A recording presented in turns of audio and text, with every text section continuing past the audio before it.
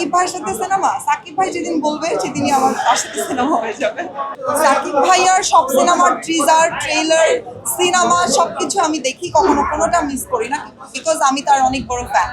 আমার কাছে রকস্টার মনে হচ্ছে যে 2026-এর একটা অন্যরকম সিনেমা হতে যাচ্ছে হোপফুলি। এবং রকস্টার ডিরেক্টর রুশো, ওর সাথে আমার কাজ করা হয়েছে, আমি বেশ কয়েকটা টিভিসি কাজ করেছি রুশোর সাথে, and he is a very good director. So আমি খুব আশাবাদী ইনশাআল্লাহ। সাকিব ভাই তো অলওয়েজ রকস্টারই।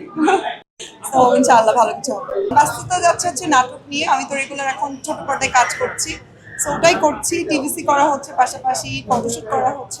ঈদে আসলে অনেক নাটক আসছে এবং ওটিটির কাজ করা হচ্ছে, সামনে বেশ কয়েকটা ওটিটির কাজ আসছে। আমার ওটিটির কাজ রিলিজও হয়েছে চ্যানেল আইতে, পাপ কাহিনী, যেটা অলরেডি দেখেছে এবং বেশ প্রশংসা করেছে। এই তো ঈদে আসলে ঈদের কাজ নিয়ে ব্যস্ত এখন আপাতত। ঈদের ছোট পর্দার যত নাটক, সলো কাজগুলো অ্যান্ড ওটিটির কাজ, টিভিসি নিয়ে ব্যস্ত আপাতত।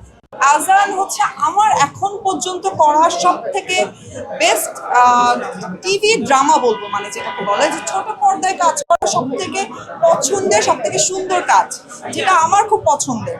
আর আজান প্রজেক্টটা করতে যে আমাদের যতগুলো কান্নার সিন ছিল, সেগুলো তো আমার একদম ন্যাচারাল কান্না, মানে আমি কোনো গ্লিসারিন ইউজ করি নেই। আর সত্যি বলতে মা ব্যাপারটাই তো আসলে অন্যরকম।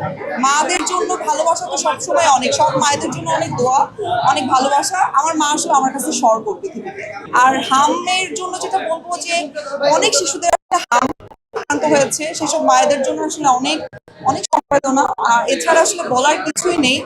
আর যারা এখনো পর্যন্ত, যেসব শিশুরা এখনো আক্রান্ত হননি, যেহেতু এটা একটা ছোঁয়াচে রোগ, আমি যতটুকু জানি, আমার নলেজ যতটুকু বলে, সো আমি বলবো তাদেরকে একটু সেফলি বাচ্চাদেরকে রাখতে, বাসায় টেক কেয়ার করতে। এবং আমার মনে হয় প্রপার পর্যবেক্ষণে ডাক্তারের সবাই সুস্থই হয়ে যাবে ইনশাআল্লাহ। আলহামদুলিল্লাহ, আমাদের আলহামদুলিল্লাহ ওই অ্যাবিলিটি ছিল, আমরা কোরবানি দেই। কোরবানি ঈদ নিয়ে আসলে একটা অন্য রকমের এক্সাইটমেন্ট থাকে, কারণ আমি গরুর মাংস নিজে খেতে খুব পছন্দ করি এবং আমাদের বাসায় বিভিন্ন ধরনের ডিশ তৈরি করা হয়, যেগুলো আসলে পছন্দের। আর তাছাড়াও এই যে আশেপাশের মানুষদের কোরবানি ঈদটা মানি না, আসলে মনে হয় যে এই যে আমরা সবাই যে একসাথে দিন শেষে সবাই যে আসলে সবকিছু একসাথে করতে চাই, বা এই যে ত্যাগটা, এইটা আসলে ফিল করা। তো কোরবানি ঈদটা আসলে স্পেশাল হয় সবসময়। এবারও ইনশাআল্লাহ হয়তো বা কোরবানি দেওয়া হবে। এফডিসিতে কোনো রকম কোরবানি দিচ্ছি না, এটা ভুল ইনফরমেশন, এবং এটা আপনি হয়তো ইচ্ছা করেই বলছেন। ইনশাআল্লাহ আমাদের বাসায় অলওয়েজ দেওয়া হয় এবং সেটা চেষ্টা করি গরিব দুঃখীর সাথে শেয়ার করার জন্য।